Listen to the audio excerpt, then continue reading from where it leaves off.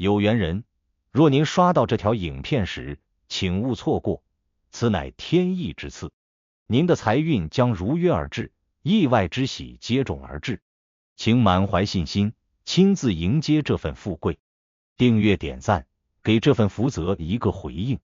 讓財富與健康更加穩固長久。有福之人在留言區評論一句接財接好運，為家人和孩子接下這份好運。願你闔家歡樂，事業順利，疾病與霉運永遠遠離你們的生活。今天要分享的內容是屬雞人警惕11月最後一周氣場紊亂，這兩個方向千萬別去。很多屬雞人在11月的前大半段都會感覺到一種明顯的反差，一方面事情逐漸順起來，人際關係、合作機會也比上個月好很多，但另一方面心裡卻總有一點隱隱的不安，好像有什麼不对勁，卻又說不上來。其實你感覺到的並不是錯覺，而是一種真正的氣場变化。因為屬雞人進入11月最後一周，命理上正好遇到五行金弱木強的階段，這種氣場對屬雞本命金來說是一種衝擊，會讓你的判斷變得容易受外界影響，情緒波動較大，甚至習慣性的好運也會暫時出現紊亂。而在這種狀態下，有兩個方向無論如何都不能隨便去錯了很可能會破壞你的整月運勢，甚至讓接下來一個月的氣場持續被拖累。屬雞人在11月最後一周處於金受壓、氣場混亂、貴氣暫降的階段，這段時間一定要控制行動，穩住節奏，避免衝動決策，尤其不能往木旺和陰濁的方向走。只要避開這兩個方向，11月的整體好運依然穩得住，甚至會在12月重新回升。從五行來說，屬雞五行屬金，而11月最後一周正好處在亥月末尾，進入子月前的木氣抬頭，水氣漸旺的狀態。木克金，這是屬雞人最需要避開的五行力量，尤其在月末這種木氣突然加重的節點，屬雞人的氣場特別容易被冲散。金被木壓，最直接的表現就是判斷容易失準，注意力分散，情緒變敏感，行動易衝動，言語易得罪人，計劃容易被打亂。如果你在這段時間裡做了重要決策，去到氣場不合的地方，接觸能量太強的人，很可能會導致金氣更弱，運勢產生波動。很多屬雞人會發現11月前半的順利到這裡突然卡住了，這不是因為你做錯事，而是五行本身對你造成的短暫壓制。在這種氣場紊亂的時間點，第一個絕對不能去的方向，就是木氣旺、冲金強的方向。命理上木旺之地不僅會削弱屬雞的金氣，還會讓你的精神能量特別容易被吸走。生活中這類地方通常包括過度喧鬧、競爭激烈、情緒密集、能量混亂的環境，例如激烈的談判場合、複雜的社交局、陌生人太多的聚會、人心浮動的團隊會議、情緒对立的场所等等。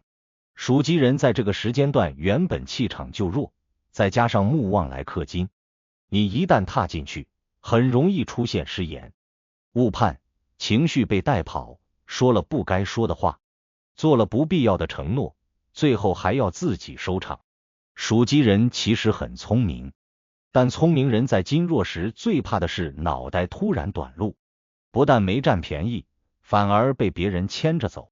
所以這一周能少社交就少社交，能少參與紛爭就少參與，能不參加的大型場面盡量避免。如果你非要去，那你一定要提前提醒自己，今天只觀察，不表態；今天只聽，不做決定；今天只記錄，不插手。這是保護自身金氣最有效的方法。第二個不能去的方向，就是陰濁、潮濕、能量沉重的地方。屬雞五行屬金，而金最怕濕，最怕陰，最怕濁氣。11月最後一周水氣漸起，本來就會讓金變更弱。如果你再去到太陰、太濁、太潮的地方，整個人的氣場會被完全拖下去，情緒會變得悶，心思變得亂，甚至身體都會出現乏力、頭重、提不起勁等反應。這類地方包括老舊空間、雜亂無序的環境、氣壓低的區域、陰氣重的場所、低樓層封閉空間、燈光暗又不通風的地方，甚至一些過於疲憊、壓抑、情緒沉重的人群，也都屬於陰濁方向。屬雞人在這個時間段特別容易吸負能量，別人一句抱怨，一句負面情緒，都可能讓你整天變得心煩。你去到這些方向，就像金屬暴露在潮氣裡，很容易被腐蝕。所以在11月最後一周，你要特別注意，避免陪別人處理負面情緒，避免進入壓抑的環境，避免接觸讓你感覺不舒服的空間。只要你能做到不往這類方向走，你的精氣就不會被破壞，運勢就能順利度過這個短暫的波動期。說到這裡，很多屬雞人可能會問，那這段時間我應該怎麼過？其實答案很簡單，這是一段穩、閉、靜、緩的時間。穩就是保持節奏，不要突然改變計劃；閉就是遠離木旺與陰濁方向；靜就是減少不必要的紛擾，讓心靜下來；緩就是暫時不做重大的冒險決定。這4個字就是幫助屬雞人順利度過11月最後一周最重要的關鍵。從運勢來看，屬雞人在本月前半運勢其實不錯，只是到最後一周會有一點回落，但這不是壞事，因為月末的這段氣場紊亂，反而是為12月的好運做鋪墊。如果你在這個階段不折騰、不衝動、不亂動，那麼你的金氣在進入12月後會迅速被水生，被旺氣帶起，讓你瞬間進入一個順風順水的快節奏。而如果你在月末亂衝、亂做決定、亂跑到不適合的地方，那原本12月的好運可能就會被推遲，甚至讓你需要花更長時間重新調整氣場。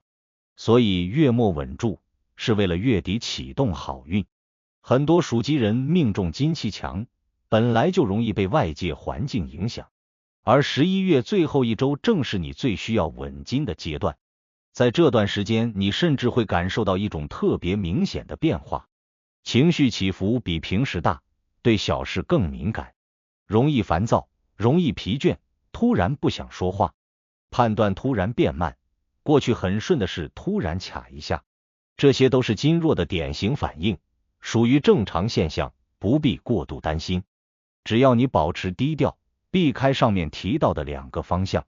這種氣場混亂一般只會持續3-4天，之後就會迅速回穩。更重要的是，屬雞人11月的貴人運並沒有消失，而是暫時被遮住了。只要你不在這段時間亂動貴氣、亂跑方向，你在12月反而會迎來貴人真正的出現。因此這段時間越穩，12月越順。這段時間越避開木旺和陰濁方向，你的財氣、貴氣就越不會被侵蝕，反而更容易累積。總結來說，屬雞人11月最後一周確實是氣場紊亂期，但並不是壞運來，而是金弱短暫受壓。只要你保持節奏，避開木旺方向和陰濁方向，整個月的運勢仍然可以保持順勢向上。你越懂得保護氣場，越容易讓12月的好運徹底打開。願屬雞人在這段時間穩住自己，不被外界拉走方向，用最平穩的方式迎接屬於你的12月好運。如果您覺得本期視頻對您有幫助，別忘了評論、點讚、分享加訂閱頻道。在接下來的視頻將繼續揭示幾千年生肖文化密碼背後所孕育的哪些命運和神秘信息。願您在未來的發展道路上，每一步都穩健而有力，確保前行的每一步都堅實可靠。